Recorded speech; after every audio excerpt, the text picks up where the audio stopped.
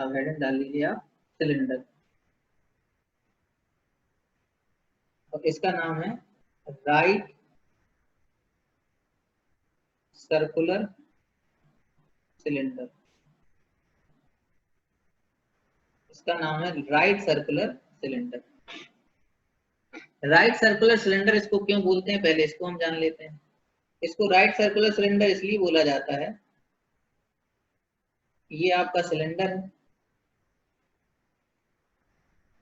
ये आपका बेस है, तो जो इसकी हाइट होती है ये बेस के साथ में एंगल 90 डिग्री बनाती है, ये हाइट, इसलिए इसका नाम होता है राइट सर्कुलर सिलेंडर। और ये इसकी बेस की रेडियस है r, ठीक है। तो अब यहाँ पे मैटर किस बात का है, हमें सारी चीजें जाननी है। पहले तो देखिए ये एक राइट सर्कुलर सिलेंडर है, तो जितनी भी सिलेंड्रिकल बॉडीज होती हैं, ठीक है, और उसमें क्या होता है कि हमेशा जो बेस का जब हम वॉल्यूम को निकालते हैं, जब हम वॉल्यूम को निकालते हैं, किसको, वॉल्यूम को निकालते हैं, तो कैसे वॉल्यूम इसका निकाला जाए, मैटर वो है। तो वॉल्यूम में क्या होता है बेसिकली, आप देखिए अगर ये अगर इसका बेस का एरिया है, ये बेस एरिया आपका सर्कुलर इन नेचर है, अगर इन सर्किल्स को, इन सर्किल के एरिया को हम h हाइट तक लेते चले जाएं, तो ये हमारा एक सिलेंडर बन जाएगा, तो एक वॉल्यूम क्रिएट हो जाएगा। वॉल्यूम कैसे क्रिएट होगा, जैसे मान लीजिए आपका ये एक सर्कुलर बॉडी थी ऐसे, फिर एक और सर्कुलर बॉडी आ गई, फिर एक और सर्कुलर बॉडी आ गई, फिर एक और सर्कुलर बॉडी आ गई। अब अगर इन सब बॉडीज को हम ऐड कर दें तो ये हमारा एक सिलेंड्रिकल स्ट्रक्चर हो जाएगा, ये h हाइट हो जाएगी और ये r हो जाएगा।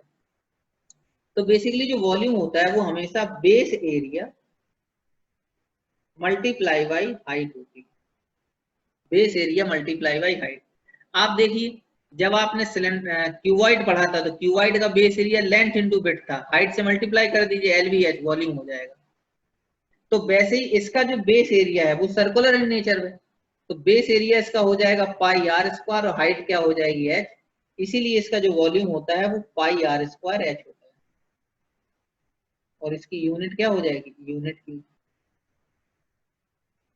तो जो इसका वॉल्यूम है वो बेसिकली पाई r स्क्वायर h होता है, मतलब बेस का एरिया मल्टीप्लाई बाई हाइट। कभी कभी वो तुम लोग को घुमा देते हैं, वो ऐसे कर देते हैं जैसे उन्होंने कह दिया कि बेस एरिया आपका, बेस एरिया दिया हुआ है 154 सेंटीमीटर स्क्वायर, और जो हाइट दी हुई है सिलेंडर की वो दी है 10 सेंटीमीटर, और आपसे कहा जाए कि वॉल्यूम निकालो। तो हम क्या करते हैं, हम लगे रहते हैं, हम पहले क्या करेंगे, जब हमें पता नहीं होता है तो हम इसको क्या करते हैं, हम कहते हैं base area pi r square equal to 154, तो ये 22/7 r स्क्वायर इक्वल टू 154, तो r स्क्वायर हो जाएगा आपका 154 इंटू 7 अपॉन 22, तो ये 7 टाइम्स कट गया, r इक्वल टू कितना आ गया 49, तो r कितना आ जाएगा 7। जब आप यहाँ से r निकालोगे तो फिर वॉल्यूम का फॉर्मूला लगाओगे पाई r स्क्वायर h, तो पाई की value 22/7, r square 7 into 7, height हो जाएगी 10, 7 7 कट जाएगा, तो आपका 1540 ये सेंटीमीटर क्यूब आपका क्या आएगा, आंसर आएगा।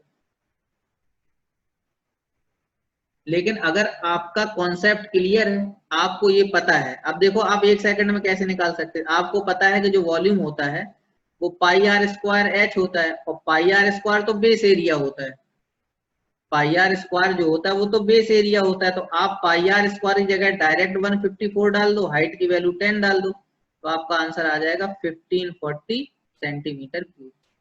तो अगर आपका कॉन्सेप्ट क्लियर है तो 2 लाइन में ही आंसर निकाल लोगे आप। वो कॉन्सेप्ट अगर आपको नहीं पता है तो पहले रेडियस निकालोगे, फिर रेडियस के बाद फॉर्मूला लगाओगे, कहानी करते रहोगे। तो आपको ये वाला भी फॉर्मूला याद होना चाहिए कि जो वॉल्यूम होता है वो base area multiply by height होता है, और बाकी फॉर्मूला पाई r स्क्वायर h है हमारे पास। मान लो कभी अगर सिर्फ उसने रेडियस ही दे दी और फिर वॉल्यूम पूछ लिया, तब हम पाई r स्क्वायर h लगाएंगे। ये बात आ गई समझ में? Yes sir. नोट कर लीजिए।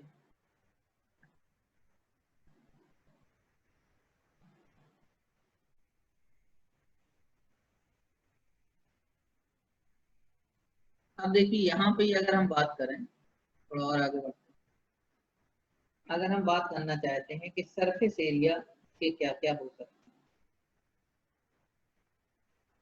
सरफेस एरिया इसके क्या क्या होगा। तो जैसे देखिए मान लीजिए ये आपका सिलेंडर है और ये सिलेंडर है और ये इसकी रेडियस है आर। हमने कहा एक हॉलो सिलेंडर है, ये कैसा सिलेंडर है, हॉलो सिलेंडर है। तो हॉलो सिलेंडर हमने क्या किया, इसकी इस सरफेस से यहाँ पे ऐसे इसको कट कर दिया और कट करने के बाद में इसको ऐसे लिटा दिया ऐसे। तो जो इसकी हाइट h है, अभी भी ये h है आपका। तो जब इसे आप कट करके ऐसे आप लिटा दोगे तो आपकी जो ये पेरीमीटर थी वो ये हो जाएगी। ये जो पेरीमीटर है, perimeter of circle, perimeter of circle जो है इसकी लेंथ बन जाएगी। तो पेरीमीटर ऑफ सर्किल कितनी होती है, 2 पाई आर, क्योंकि अगर ये आर है रेडियस इसकी यहाँ से यहाँ तक, तो पेरीमीटर कितनी हो जाएगी, 2 पाई आर हो जाएगी। अब आपसे कहा जाए बताइए ये एरिया कितना होना चाहिए, तो बेसिकली बताओ ये एरिया कर्व सरफेस एरिया है सिलेंडर का या प्लेन सरफेस एरिया है।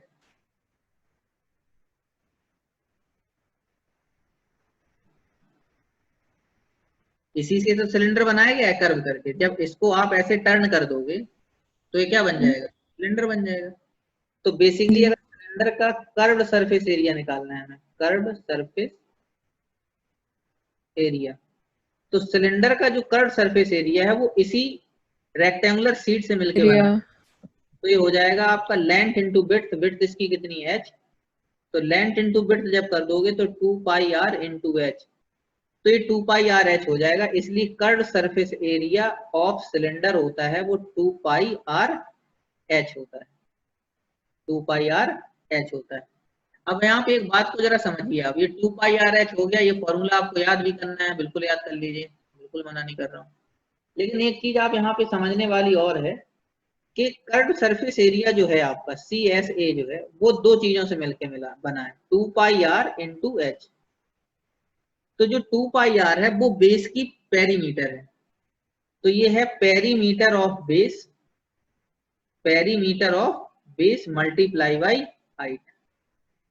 ये आप जरूर याद रखिएगा, कभी कभी वो क्या करते हैं पेरीमीटर ऑफ बेस डायरेक्ट दे देते हैं। जैसे वहां पे बेस का एरिया दिया था, तो जब बेस के एरिया से हाइट का मल्टीप्लाई करते हैं तो वॉल्यूम बनता है, और जब पेरीमीटर और जब एरिया सॉरी जब हम बेस के एरिया का मल्टीप्लाई हाइट से करते हैं तो वॉल्यूम बनता है, और जब पेरीमीटर ऑफ बेस का मल्टीप्लाई हाइट से कर देते हैं तो वो कर्व सरफेस एरिया बन जाता है। इसीलिए कर्व सरफेस एरिया की वैल्यू 2 पाई आर एच होती है। ठीक है, इसे नोट कर लीजिए आप।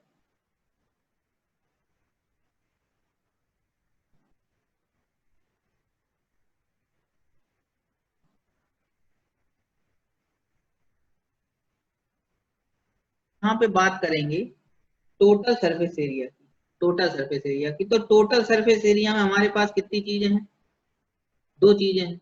एक तो है कर्व्ड सरफेस एरिया, एक है कर्व्ड सरफेस एरिया, और दूसरा क्या होता है, दूसरा हमारा होता है plane surface area, plane surface area. ये हमारे पास दो एरिया होते हैं। तो यहाँ पे जो प्लेन सरफेस एरिया है वो ये वाला पार्ट है, एक ऊपर वाला प्लेन और एक नीचे वाला प्लेन है। तो जो हमारा कर्व सरफेस एरिया है वो तो 2 पाई आर एच है, लेकिन हमारे पास दो प्लेन सरफेस हैं। पहला वाला plane surface pi r square क्योंकि सर्किल है, दूसरा वाला ही plane surface pi r square, दूसरा भी सर्किल है। तो ये बन जाता है 2 pi r h plus 2 pi r square. तो अगर मैं यहाँ पे 2 पाई आर कॉमन ले लूंगा तो अंदर हो जाएगा एच प्लस आर। इसीलिए जो टीएसए होता है, टोटल सरफेस एरिया होता है, वो 2 pi r h plus are होता है। ठीक है, उसमें क्या हो जाता है, दो सरफेस ऐड हो जाती है। अब यहाँ पे क्या होता है बेसिकली कि जैसे मान लीजिए यहाँ पे दो सरफेस है, मान लो आपसे कह दे कि ये ओपन टॉप है, इसका टॉप क्या है, ओपन है। अगर मैं कह दूं इसी में, मान लीजिए मैंने क्या कह दिया, ये ओपन टॉप है, नोट कर लिया इसको आप लोगों ने। अब देखिए इधर पे ये क्या करते हैं, कंफ्यूज करने के लिए चीजों को थोड़ा सा अल्टर करते रहते हैं बैठे बैठे। तो कैसे अल्टर करते हैं, हम इन लोग को कंफ्यूज कर देंगे, हमें क्या कंफ्यूज करेंगे। देखिए जैसे मान लीजिए यहाँ पे इन्होंने दे दिया, इन्होंने कहा ये हॉलो है, कैसा है, हॉलो। मान लीजिए कि हॉलो सिलेंडर है, तब हॉलो सिलेंडर में दो चीजें होती हैं। एक आपका सिलेंडर ऐसे हो सकता है, जैसे ये सिलेंडर हो गया, ये ऐसे, इसे कहते हैं ओपन टॉप। ये क्या हो गया, ये बेसिकली ओपन टॉप है। और एक सिलेंडर आपका ऐसे हो गया जिसपे ना टॉप है ना बॉटम है, नो टॉप नो बॉटम, ना टॉप है ना इसमें बॉटम। अब देखिए इन सभी जगह पे सीएसए सेम है, सीएसए कभी नहीं बदलता, कर्व सरफेस एरिया वही है। इसका कर्व सरफेस एरिया पूछा जाए क्या होगा, तो आप बताओगे 2 पाई आर एच, क्योंकि वो तो बदला नहीं, कर्व का कर्व ही है। इधर भी कर्व सरफेस एरिया क्या है, 2 पाई आर एच। लेकिन अगर यहाँ टीएसए पूछ लिया जाए, टोटल सरफेस एरिया, तो इसमें 2 पाई आर एच रहेगा प्लस पाई आर स्क्वायर रहेगा। क्यों, क्योंकि सिर्फ एक सरफेस है नीचे वाली, ऊपर है ही नहीं। लेकिन अगर यहाँ टीएसए पूछा जाए तो जो इसका सीएसए है वही टीएसए रहेगा, 2 pi r H. TSA TSA यहाँ कुछ नहीं बदलेगा। आप समझ रहे हो बात को। अगर ओपन टॉप है तो केवल 1 पाई आर स्क्वायर ऐड होगा, दोनों जगह ना टॉप है ना बॉटम है तो हटाओ, सब हटा दो, सिर्फ 2 पाई आर एच यानी टीएसए सीएसए यहाँ पे क्या हो जाएगा आपका सेम।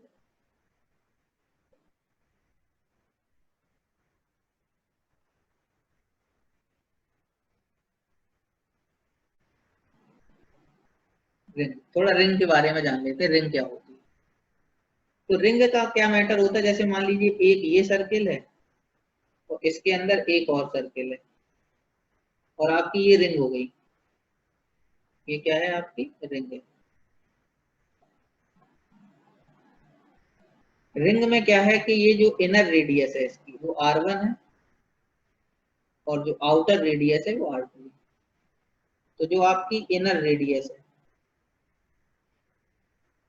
वो R1 है, और जो आउटर रेडियस है